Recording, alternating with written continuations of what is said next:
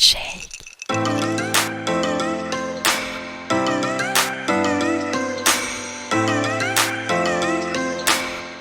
Chères auditrices, aujourd'hui nous plongeons au cœur d'une initiative qui bouscule les conventions et met en lumière un sujet trop souvent ignoré, le handicap invisible.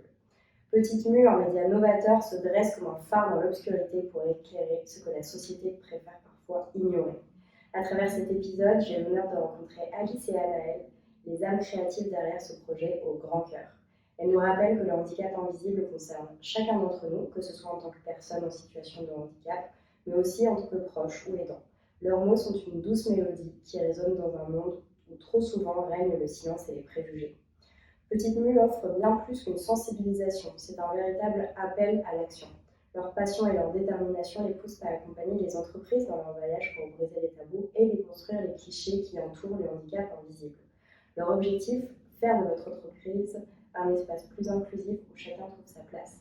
Laissez-moi vous rappeler que 80% des handicaps sont invisibles et qu'ils touchent plus de 9 millions de personnes en France. Pourtant, on en parle peu, voire pas du tout. Et c'est pourquoi Alice et Anaëlle ont créé le premier média qui sensibilise et éduque sur ces réalités invisibles. Préparez-vous à être inspiré, ému, encouragé. Cet épisode est bien plus qu'une conversation, c'est une invitation à rejoindre ce mouvement vers l'inclusion, l'empathie et la compréhension.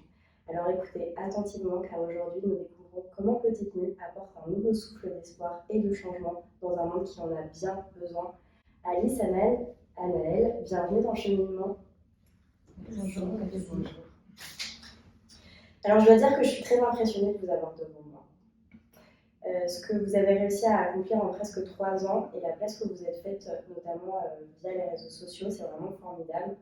Pour moi, c'est vous qui portez le sujet du handicap invisible et vous avez réussi là où beaucoup d'initiatives n'ont malheureusement pas pris.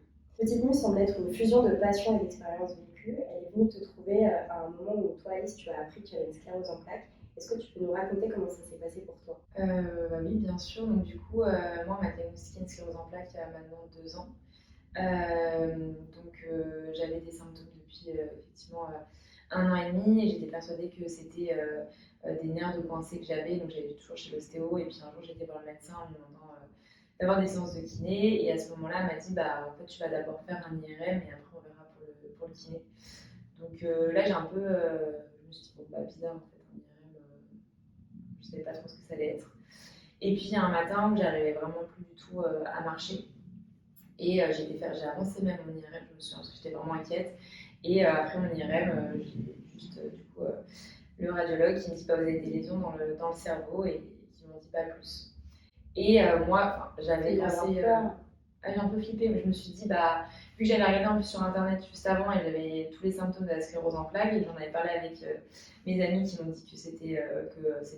Non, mais tu peux pas dire ça, c'est horrible comme maladie en plus, enfin, des choses comme ça.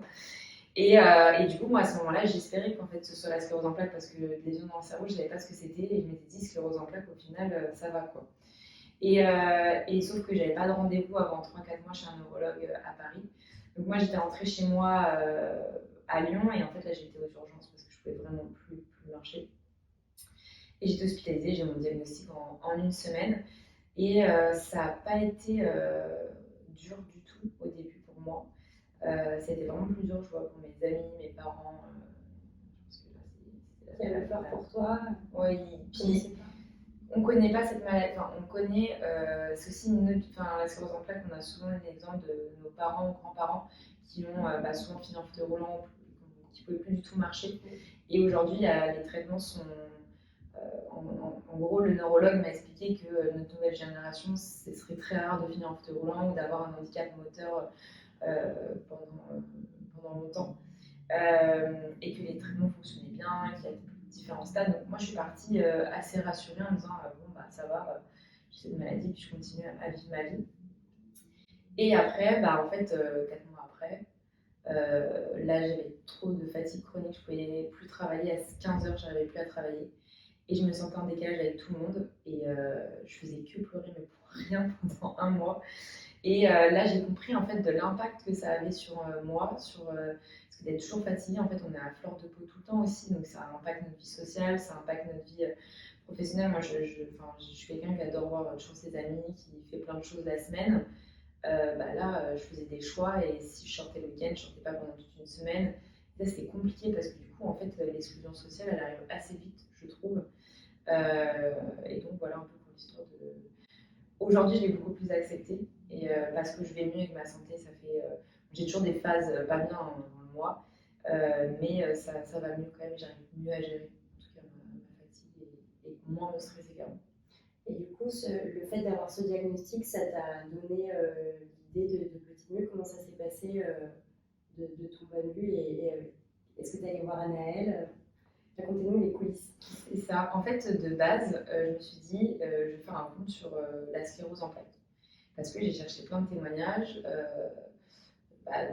pour essayer de comprendre en fait ce que je vivais, des solutions, parce que vu que c'est une nouvelle émotion qu'on n'a jamais eu de notre vie avant, savoir comment faire, quelles solutions, quel va être mon futur, en fait, c'était un peu ça, je me posais plein de questions. Et je me suis dit, je vais faire ce compte, sauf que je me suis inspirée de beaucoup de médias féministes qui existent aujourd'hui, il y a plein de médias. Je me dis, il doit y avoir pareil sur le handicap, des comptes qui en parlent, voilà. Et en fait, j'ai rien trouvé sur Instagram et dans le sens un peu du style combiné brut avec du contenu assez dynamique tous les jours. Et je savais qu'Anaëlle a toujours rêvé de faire de la BD. Et on s'était rencontrés il y a 3 ans maintenant, c'était.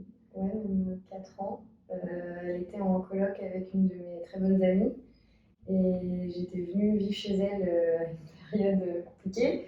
Et en fait, on s'était rapprochés à ce moment-là.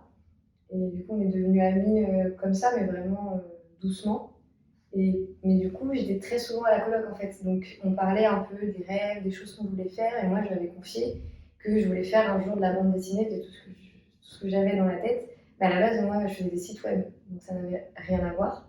Mais elle savait que j'avais cette envie. Et puis, elle savait aussi que j'étais concernée par la cause. Et du coup, quand elle est venue me voir avec cette idée, c'est vrai qu'on s'est dit que utiliser, en plus des témoignages, utiliser la bande dessinée, ça pourrait être un moyen de parler de ça, mais d'une autre façon, de parler du handicap, des fois de façon un peu comique, même si c'est cynique, ça reste un peu avec de l'humour, et d'essayer de dédramatiser des sujets dont personne ne veut parler, parce que justement c'est triste, c'est pas fun, machin. Bah, si on apporte une autre façon d'en parler, peut-être que les gens auront envie d'en parler. Quand tu dis parce que j'étais concernée par la cause et je voulais dire ce que j'avais en tête, qu'est-ce que tu avais en tête? Pourquoi tu te sens concernée par la cause? Alors moi, c'est un peu différent d'Alice en fait. J'ai toujours été un peu. Enfin, je sais pas trop comment expliquer, mais je me suis jamais sentie à ma place. Et avec le temps et beaucoup de soucis personnels, j'ai fini par avoir des suivis psy. Et en fait, on s'est rendu compte que j'avais. Enfin, même encore maintenant, c'est pas encore sûr parce que c'est tellement vague la psychologie et la psychiatrie. Mais ils pensent que j'aurais des troubles bipolaires et potentiellement du TDAH aussi. Mais c'est pareil, en fait, je mets des gros guillemets et j'en parle très peu sur les médias parce que le fait que même les médecins ne soient pas d'accord entre eux, ça aide pas à se sentir légitime d'en parler. Donc c'est très difficile. En fait, je sais comment je vis avec moi-même, mais comme ils sont pas d'accord sur les mots à mettre dessus, j'ai l'impression que j'ai pas le droit de les dire. J'ai pas le droit de les utiliser parce que... En fait, t'as un errance diagnostic, mais santé mentale, donc c'est encore plus compliqué que la santé physique où il y a des preuves comme des IRM. C'est ça. Moi, j'aurais bien aimé qu'on fasse comme le Covid, on met un petit coton-tige dans le nez et puis on se dit, t'as ça.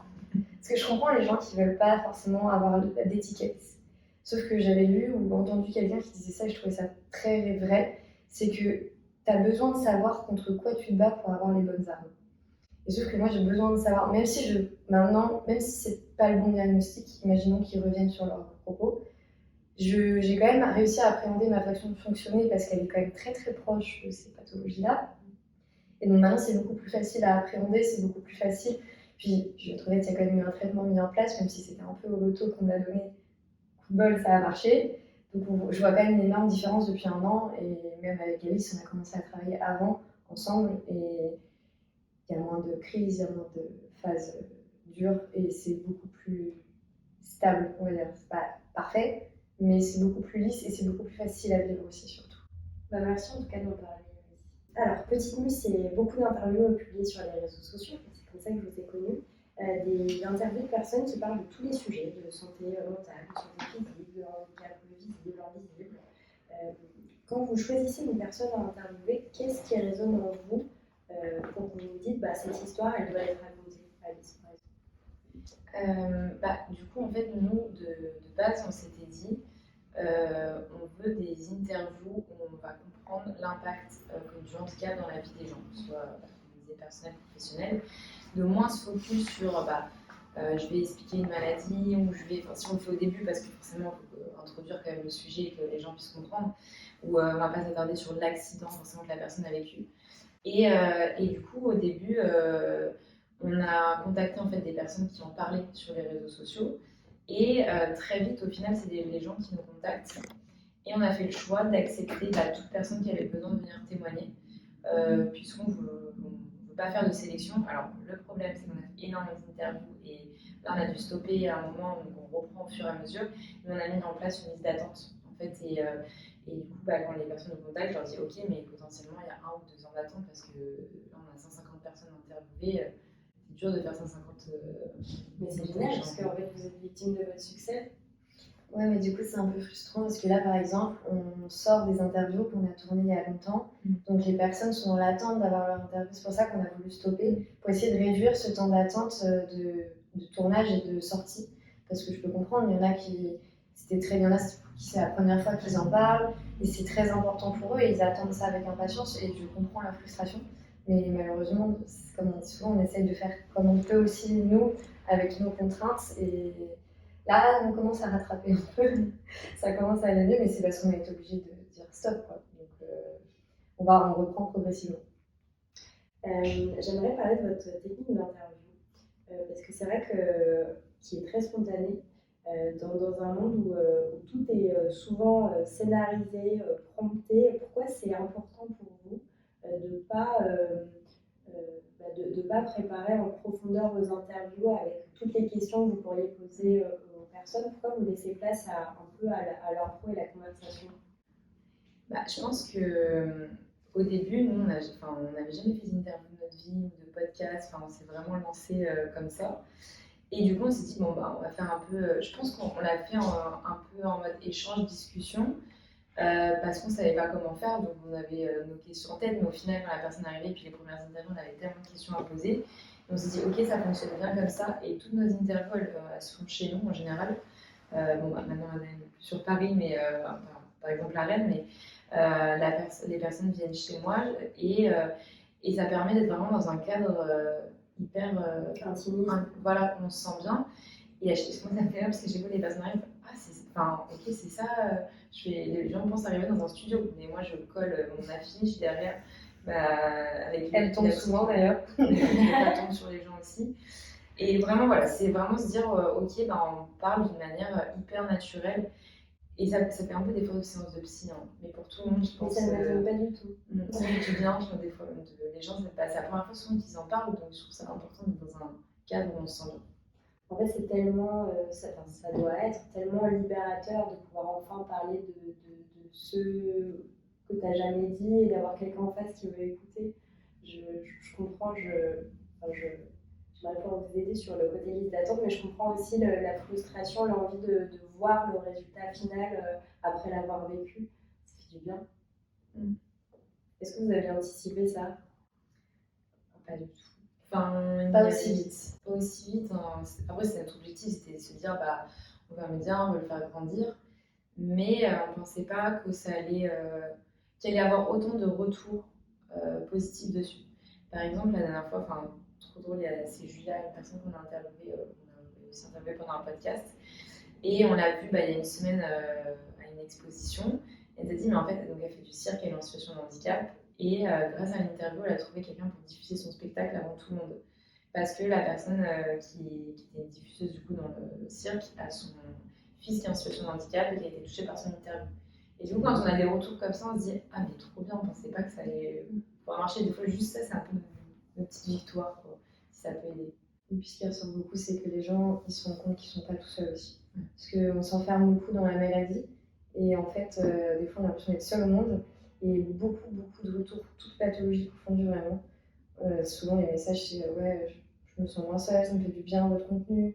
Puis quand on l'aborde d'un angle un peu plus pop, c'est pas super déprimant non plus le sujet, parce que les gens aussi montrent tout le. C'est bizarre dit comme ça, mais le positif aussi que leur a apporté leur parcours et leur histoire, et du coup montrent qu'il y a des choses cool qu'on peut quand même faire et que c'est pas une fatalité. Et c'est vraiment ce que tu disais, Alice. Pour moi, c'est, enfin, tu l'as très bien dit, tu dois avoir l'habitude de le dire, le brut du handicap invisible. Et pour rejoindre ce que tu dis, Anaëlle, en fait, c'est que des personnes qui ont fait un peu leur paix avec ça, donc ils vont pas être dans le. Il n'y a pas du tout un ton misérabiliste ou c'est pas du tout le genre d'interview où tu la regardes et tu te mets à pleurer. Au contraire, en fait, et c'est ça que moi je me prends toujours un peu des claques. Quand je la regarde parce que en fait après que tu aies compris le handicap de la personne, tu la vois informée sur le sujet, sensibilité, transformer ça en quelque chose, en un projet en fait qui l'anime et qui lui permet très probablement j'ai pas envie de dire de passer au-dessus parce qu'il y a des choses, c'est hyper dur de passer au-dessus, mais en tout cas de le transformer en quelque chose de positif quoi. Je voudrais qu'on parle de BD avec toi Anaëlle, puisque c'est vrai que la BD a le pouvoir de transcender les mots. Toi, tu en fais. D'ailleurs, j'ai reçu une artiste aussi qui te connaît, la vie à croquer, qui m'a dit que vous allez faire des choses ensemble. Donc, oui, Mathilde. Comment tu décrirais le moment où le dessin capture parfaitement une émotion ou une expérience que les mots ne peuvent pas exprimer? En fait, ce qui est paradoxal, c'est que si j'utilise la BD, c'est que justement, en fait, j'ai toujours aimé raconter des histoires, mais en soi, dessiner, j'aime beaucoup dire ça, mais je suis pas une pro non plus, parce que je dessine des bonhommes patates, quoi. Mais en fait, c'est dur à dessiner les bonhommes patates. Mais c'est l'histoire en soi et la façon dont on fait parler les personnages, c'est pour ça que j'aime beaucoup la BD. C'est qu'en fait, ça ne va pas s'arrêter à la qualité de ton dessin, savoir si le bras de ton personnage il est de la bonne taille, dans les bonnes proportions. Dans la BD, on est beaucoup plus libre. Tu peux justement faire une patate qui parle et lui faire ressentir de l'émotion à la personne qui va la lire. Et je pense que c'est ça qui nous a permis aussi de rompre ce côté des sujets, de parler de sujets compliqués. Parce que, comme je disais, à un moment, on a fait une sur la dépression. C'est pas forcément simple de parler de la dépression. Là, par exemple, c'est hyper compliqué. Je n'ai pas mis beaucoup de blagues dans cette bande dessinée-là, mais finalement, on a personnifié la dépression par une tâche qui évolue. Et en fait, même par les personnes pas concernées, ils ont plus compris aussi ce que c'était. Et en fait, utiliser des personnages, même justement des choses qui ne sont pas forcément humaines, de faire le choix de dessins qui ne sont pas forcément réalistes, qui n'existent pas en réalité, ça permet aux personnes concernées de pouvoir aussi, on va dire, des fois avoir son colloque sur le côté de matérialiser. Et pour ceux qui ne sont pas concernés, ça leur permet aussi de comprendre justement parce qu'on utilise ça, on utilise le médium du personnage, de la BD pour parler de ça, mais d'une autre façon. Et du coup, il va réussir à comprendre et à plus se projeter à la place des personnes concernées. D'ailleurs, Petite Mue, c'est pas ça, parce que quand on va sur votre site, on voit un troisième personnage. Ah, justement, ce petit personnage d'un anticorps qui a une sclérose en plaques. Alors, pas du tout, Petite Mue, mais c'est. Petite Mue, on a trouvé je sais pas comment dire. On a trouvé le nom, la signification. Pour les auditeurs, il y a un jeu de regard entre Alice et Anaëlle qui essaient de se parler de manière. Je me suis rendu compte qu'au bout de 4 mois, qu'on n'avait pas la même signification du Petite Mue. Ah, c'est rigolo ça. Donc on a une très mauvaise communication. En gros, Mue de base, moi j'avais pensé à. Vu que je voulais faire mon compte sur la sclérose en plaques, j'ai pris le diminutif de immune. J'ai pris le Mue. Ensuite, j'étais avec des amis et tout dans mon salon. Je leur dis, mais en fait, sur Instagram, il y a tellement de choses qui s'appellent Mue. Enfin, de toute façon, tous les mots de moins de 3 lettres, tout est pris. Donc, on cherche plein de trucs et quelqu'un me dit Petite Mue. Je fais, ah ouais, c'est mignon. Bon, je bloque le compte, comme ça, il est créé et on a le nom. Et là, je vais voir Anaëlle, donc on continue sur Petite Mue, tout ça. Et à un moment, on nous demande la signification. En fait, on n'a pas du tout dit la même chose en interview. C'était vraiment, mais en pleine interview, j'ai vraiment dit, mais c'est pas du tout ce que j'avais compris. Et du coup, Anaëlle a une meilleure signification que beaucoup de gens, je trouve. Oui, mais après, c'est parce que de base, elle était partie sur le compte sur la sclérose, donc c'est pour ça aussi que le nom aurait eu la signification qui était bonne. D'ailleurs, et moi, comme on était parti sur les handicaps invisibles en général, moi j'avais compris ça sur le rapport de la mue et de la mutation, tout ce qui est le rapport à l'évolution. de comment on se réapproprie son identité, comment on évolue après qu'on ait appris une maladie. Et en fait, moi, c'était tout ça mon analyse du nom. Qui est beaucoup mieux.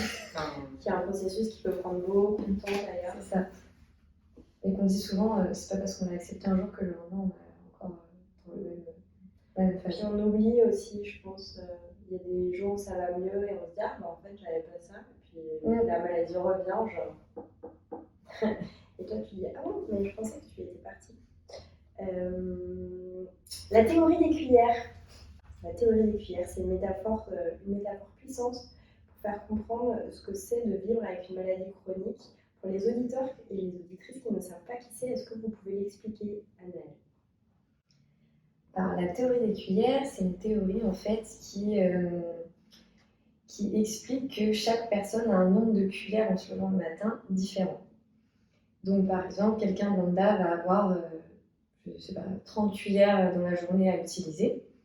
Et par contre, quelqu'un qui va être atteint de fatigue chronique va n'en avoir que 10.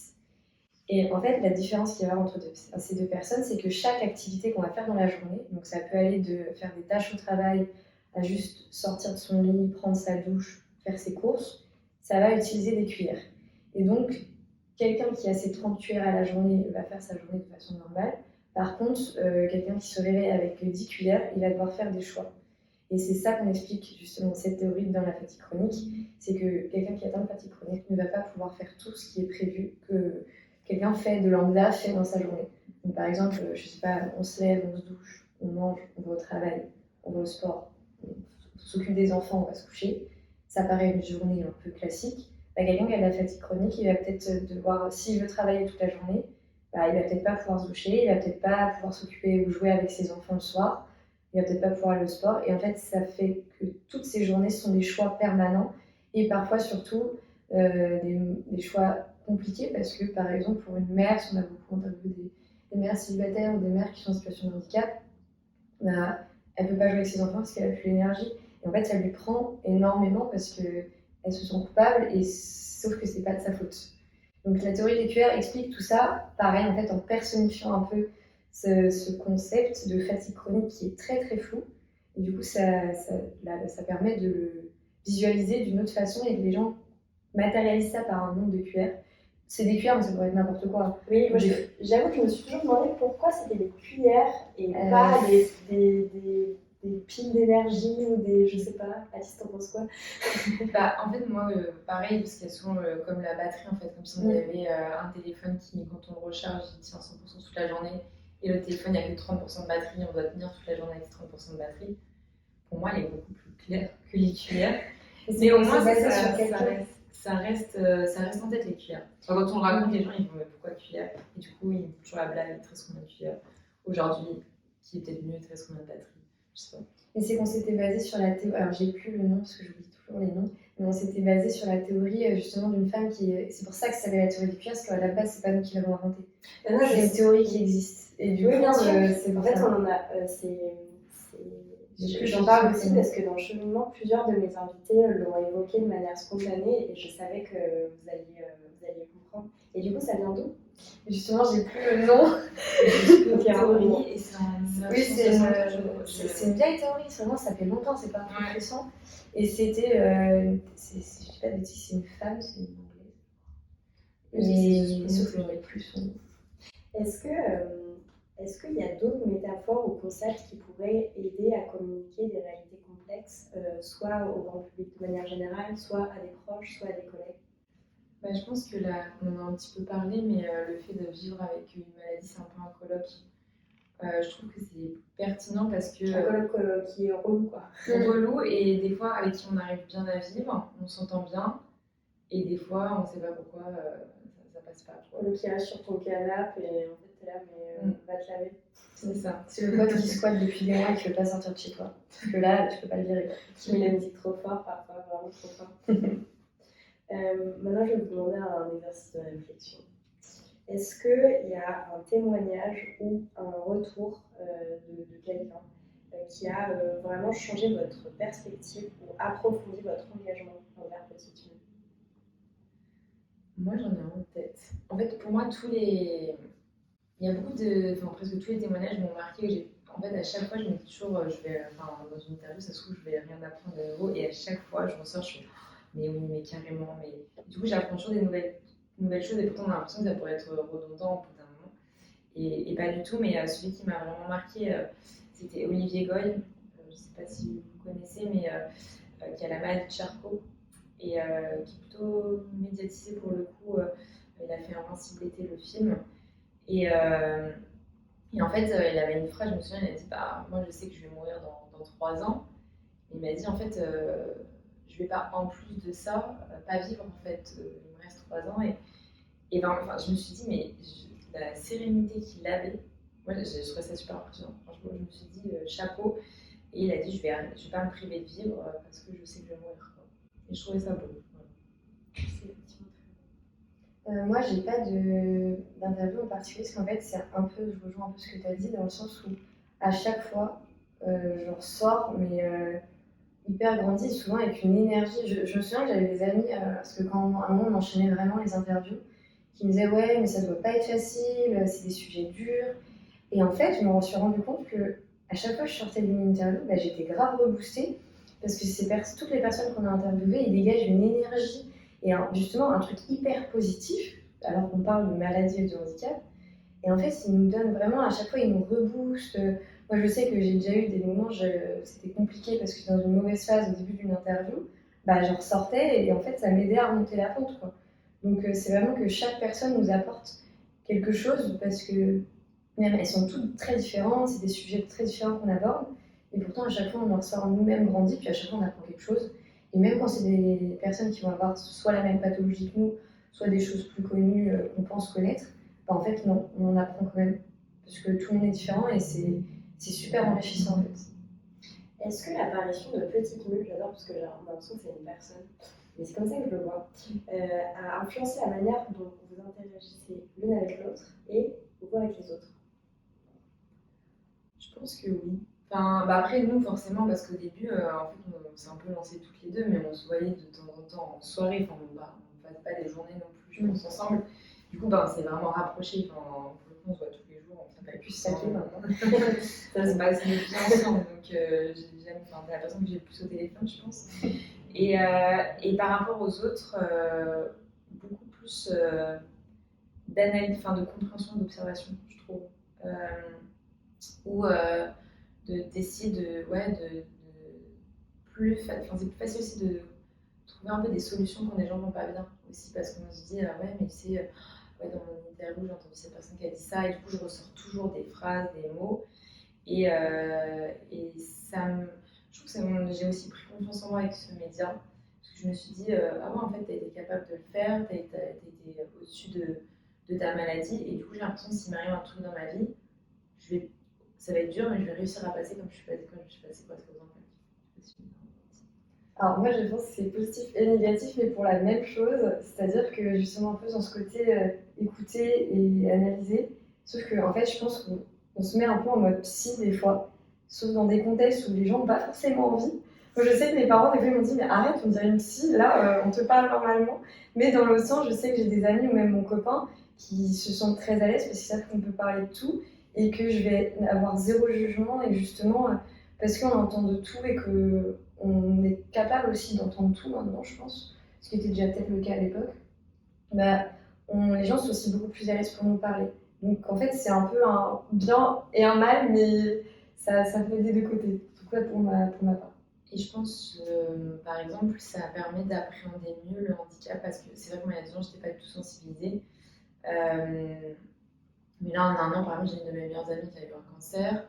Là, j'ai mon petit frère de 5 ans que je viens d'apprendre qu'il a une maladie auto-immune rare, et en fait, je le vois, j'ai l'impression de mieux gérer que dans mon entourage. Je me dis, bah, en vrai, je revois mes parents un peu au fond du trou, comme ils ont été il y a 2 ans, et je leur dis, mais en fait, c'est compliqué, mais en fait, c'est pas parce qu'on a un handicap qu'il va être malheureux toute sa vie.